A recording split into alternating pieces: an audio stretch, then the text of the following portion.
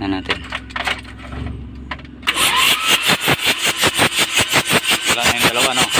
Uno doon. Yung 3-4, tuloy-tuloy pa rin.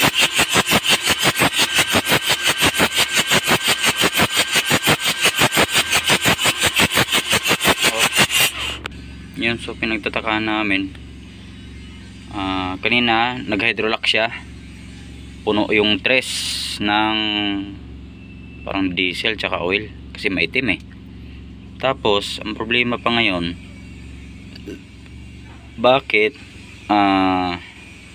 tinanggal na namin yung supply dun sa shut off valve ng injection pump nya, may lumalabas pa rin dito, no? May lumalabas pa rin dyan. So ibig sabihin yung injection pump natin nagtuloy-tuloy na yung tuloy-tuloy na yung ano nya, diesel, no?